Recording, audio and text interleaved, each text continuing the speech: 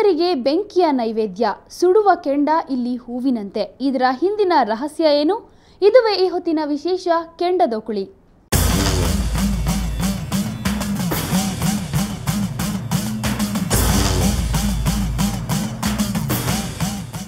ಸುಡುವ ಕೆಂಡ ಅಲ್ಲಿ ಹೂವಿನಂತಾಗಿತ್ತು, ಕೆಂಪು ಲೈಟಿನ ಅಲಂಕಾರ ಮಾಡಿದಂತಿತ್ತು.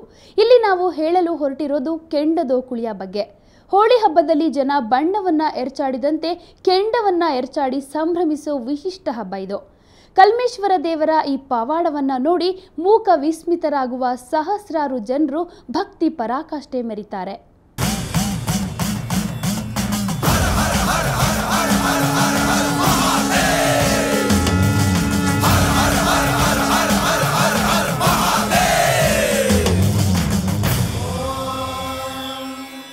ಇದು ಧಾರವಾಡ ಜಿಲ್ಲೆ ಕಲಘಟಕಿ ತಾಲೂಕಿನ ಬಿರವಳ್ಳಿ ಗ್ರಾಮದ ಕಲ್ಮೇಶ್ವರನ ಜಾತ್ರೆ ವೈಶಿಷ್ಟ್ಯ.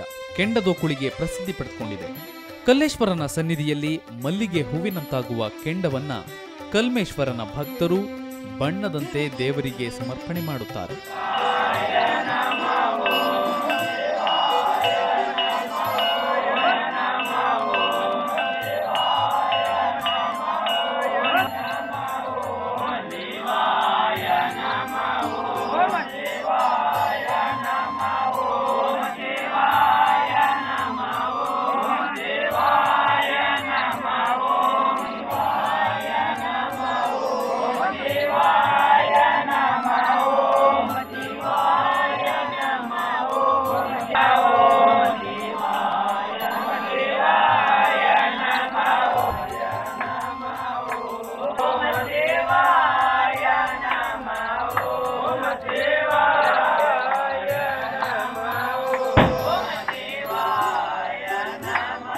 ಈತನಿಗೆ ಕೆಂಡವೇ ನೈವೇದ್ಯ.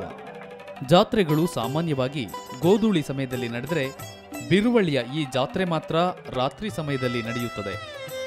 ರಾತ್ರಿ ಜಾತ್ರೆಯಿಂದಾಗಿ ಬೆಂಕಿ ಓಕುಳಿ ಮತ್ತಷ್ಟು ಹೊಳಪು ಬಂದಿರುತ್ತದೆ.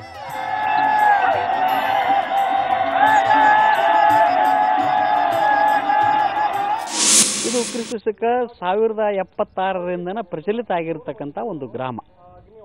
ಈ ಗ್ರಾಮದಲ್ಲಿ ಆಳ್ಕೆ ನಡೆಸಿರ್ತಕ್ಕಂಥ ಕಲ್ಯಾಣದ ಚಾಲುಕ್ಯರ ಅರಸ 6ನೇ ವಿಕ್ರಮಾದಿತ್ಯ 1076ರಿಂದ 1125ರವರೆಗೂ ತನ್ನ ಆಡಳಿತವನ್ನು ನಡೆಸಿರ್ತಕ್ಕಂಥ ವೇಳೆಯೊಳಗೆ ಇಲ್ಲೊಂದು ಶ್ರೀ ಕಲ್ಮೇಶ್ವರ ದೇವಸ್ಥಾನವನ್ನು ನಿರ್ಮಾಣ ಮಾಡಿ ಅದರ ಮೂಲಕ ಇಲ್ಲಿ ಬಹಳಷ್ಟು ಜಮೀನನ್ನು ಭೂದಾನ ಮಾಡಿ ಆ ಜಮೀನಿನ ಮೂಲಕ ಇಲ್ಲಿ ಎಣ್ಣೆ ದೀವಿಗೆಗಾಗಿ ಶ್ರೀ ಕಲ್ಮೇಶ್ವರ ದೇವಸ್ಥಾನಕ್ಕೆ ಸಂಪೂರ್ಣ ಎಣ್ಣೆ ದೀವಿಗೆ ಹಚ್ಚೋದ್ರ ಸಲುವಾಗಿ ಈ ಒಂದು ಮಹತ್ವವಾಗಿರತಕ್ಕಂಥ ಭೂಮಿಯನ್ನು ದಾನ ಮಾಡಿದೆ. ರಾತ್ರಿ ನಡೆಯುವ ರಥೋತ್ಸವ ಹಾಗೂ ಈ ಜಾತ್ರೆಗೆ ಸಾವಿರಾರು ವರ್ಷಗಳ ಇತಿಹಾಸವಿದೆ. ಕಲ್ಯಾಣಿ ಚಾಲುಕ್ಯರ 6ನೇ ವಿಕ್ರಮಾದಿತ್ಯ 12ನೇ ಶತಮಾನದಲ್ಲಿ ಈ ದೇವಾಲಯವನ್ನ ನಿರ್ಮಾಣ ಮಾಡಿದನಂತೆ. 100 ಎಕರೆ ಜಮೀನನ್ನು ಈ ಶೈವ ದೇವಾಲಯಕ್ಕೆ ದಾನ ಮಾಡಿದನಂತೆ. ಗೋವಾದ ಕದಂಬ ದೇವಾಲದೇವ ಎಂಬ ಅರಸ ಈ ದೇವಾಲಯದ ಜೀರ್ಣೋದ್ಧಾರಗೊಳಿಸಿದಂತೆ. ಆಗಿನಿಂದಲೂ ಪ್ರತಿ ವರ್ಷ ಈ ಪವಾಡ ಜಾತ್ರೆ ನಡೆಯುತ್ತದೆ.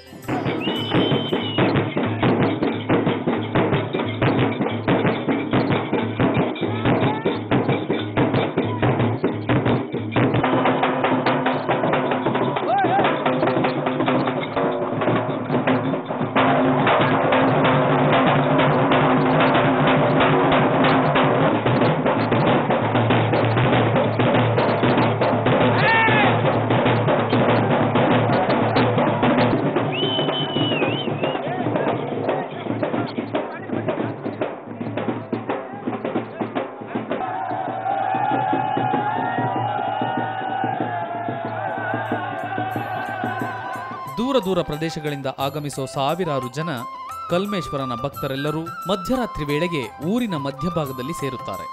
ಕಲ್ಮೇಶ್ವರನ ರಥೋತ್ಸವಕ್ಕೆ ಸಹಸ್ರಾರು ಭಕ್ತರು ಸಾಕ್ಷಿಯಾಗುತ್ತಾರೆ. ಇದೇ ವೇಳೆ ಹರಕೆ ಹಿಡಿಯುವ ಹಾಗೂ ಹರಕೆ ತೀರಿಸುವ ದೊಡ್ಡ ಭಕ್ತರ ಸಮೂಹವೇ ನೆರೆದಿರುತ್ತದೆ.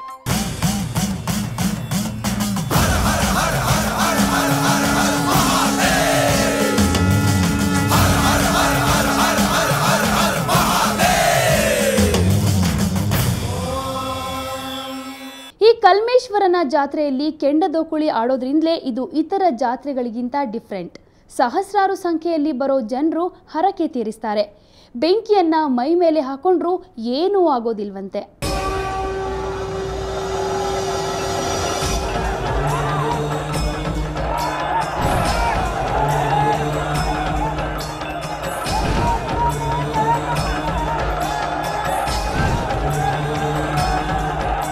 ಬೆಳಗಿನ ವೇಳೆಗೆ ಕಲ್ಮೇಶ್ವರ ದೇವಾಲಯದ ಪ್ರಾಂಗಣದಲ್ಲಿ ಜನರು ಸೇರುತ್ತಾರೆ.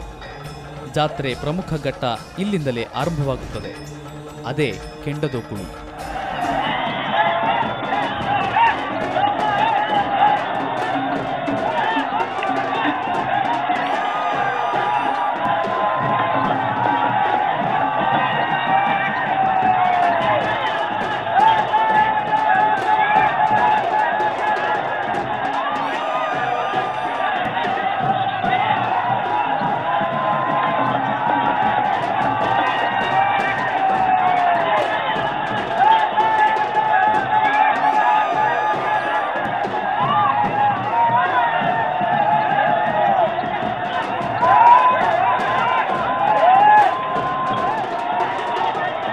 ಎಲೆಬದಾಳಿ, ಬಿರವಳ್ಳಿ ಹಾಗೂ ತಾವರಗೇರಿ ಈ 3 ಗ್ರಾಮದ ಸಹೋದರ ಕಲ್ಮೇಶ್ವರರ ಪಲ್ಲಕ್ಕಿ ಉತ್ಸವ ನಡೆಯುತ್ತದೆ. ಪಲ್ಲಕ್ಕಿ ಉತ್ಸವದ ನಂತರ ಊರ ಗೌಡರ ಮನೆಯಿಂದ ತಂದ ಮೀಸಲು ಅಡುಗೆಯನ್ನ ನೈವೇದ್ಯ ಮಾಡಲಾಗುತ್ತದೆ. ಆದರೆ ಬಿರವಳ್ಳಿ ಕಲ್ಮೇಶ್ವರನಿಗೆ ಮಾತ್ರ ಕೆಂಡ ನೈವೇದ್ಯ ನಡೆಯುತ್ತದೆ.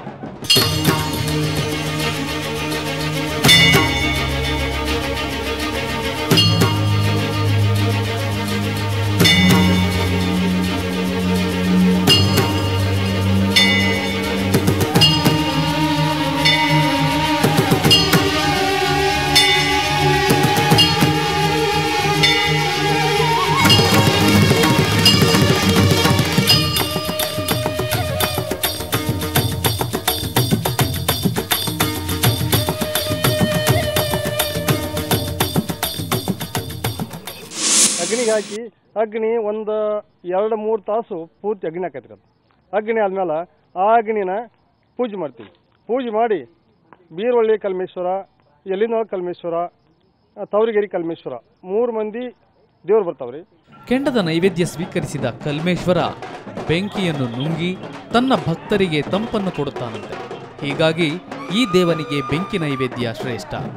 ನಂತರ ನಡೆಯುವ ಕೆಂಡದೋಕುಳಿಯನ್ನು ವೀಕ್ಷಿಸಲು ಬಂದ ಸಹಸ್ರಾರು ಭಕ್ತರು ಓಕುಳಿಯಲ್ಲಿ ಮಿಂದೆದ್ದು ಭಕ್ತಿಯ ಪರಾಕಾಷ್ಠೆ ಮೆರೆಯುತ್ತಾರೆ.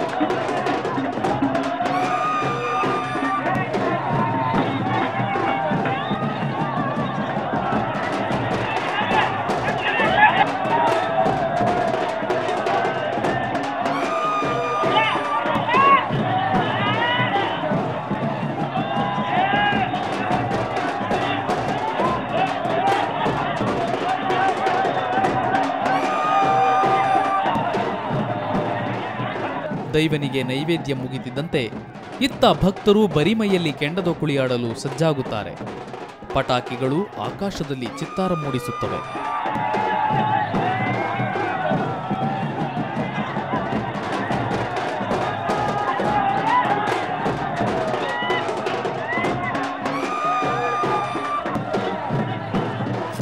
ಕೆಂಡದೋಕುಳಿ ಆಡುವಾಗ ಬೆಂಕಿ ಅನ್ನೋ ಒಂದು ಭಯನೇ ಹೋಗ್ಬಿಟ್ಟಿರ್ತದೆ. ಅದು ಒಂಥರ ಈ ಬಣ್ಣದೋಕುಳಿ ಯಾವ ರೀತಿ ಆಡ್ತೇವೆ ಅದೇ ರೀತಿ ಒಂದು ಹೂ ತೂರಿದಂಥ ಅನುಭವ ನಮಗಲ್ಲಿ ಆಗ್ತದೆ. ಬೆಂಕಿ ಅದು ನಮಗೆ ಭಯ ಅನ್ನುವಂಥದ್ದು ಅವಾಗ ಹೇಳ್ಕೊಳ್ಳೋಷ್ಟು ಇರೋದಿಲ್ಲ.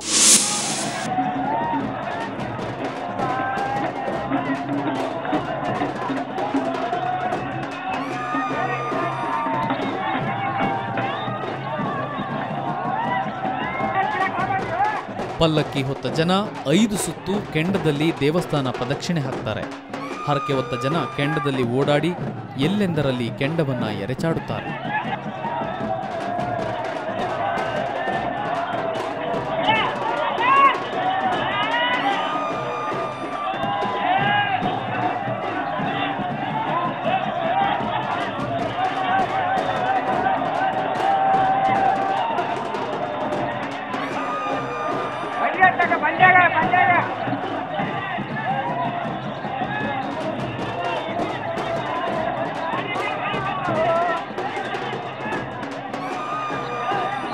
ತಮ್ಮ ಮೈ ಮೇಲೂ ಸುರಿದುಕೊಳ್ಳುತ್ತಾರೆ. ಈ ಆಟ ಅರ್ಧ ಗಂಟೆಗೂ ಹೆಚ್ಚು ಕಾಲ ನಡೆಯುತ್ತದೆ. ಆದರೆ ಈವರೆಗೂ ಅಹಿತಕರ ಘಟನೆಗಳು ಸಂಭವಿಸಿಲ್ಲವಂತೆ. ಬೆಂಕಿಯ ವೈಜ್ಞಾನಿಕ ಸತ್ಯವನ್ನು ಒಪ್ಪಿಕೊಳ್ಳುವ ಜನ ಕೂಡ ಕಲ್ಮೇಶ್ವರ ಪವಾಡವನ್ನು ನಂಬುತ್ತಾರೆ. ವೈಜ್ಞಾನಿಕವಾಗಿ ಎಷ್ಟೇ ಮುಂದುವರಿದರೂ ಸಂಪ್ರದಾಯಗಳು ಮಾತ್ರ ಹಾಗೇ ಉಳಿದುಕೊಂಡಿವೆ. ಇದಕ್ಕೆ ಈ ಕಲ್ಮೇಶ್ವರನ ಪವಾಡವೇ ಸಾಕ್ಷಿ. ಈ ಕಾರಣಕ್ಕೆ ಕಲ್ಮೇಶ್ವರನನ್ನು ಕಾಮಧೇನು ಕಲ್ಪವೃಕ್ಷದಂತೆ ಜನ ಕಾಣುತ್ತಿದ್ದಾರೆ.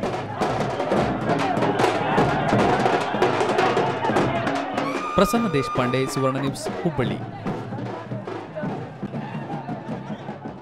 ಆಧುನಿಕ ಯುಗದಲ್ಲಿ ಈ ರೀತಿ ಆಚರಣೆಗಳು ವಿಶೇಷ ಅನಿಸಿದ್ರೂ ಕೆಲವರಿಗೆ ವಿಚಿತ್ರವಾಗಿ ಕಾಣುತ್ತೆ.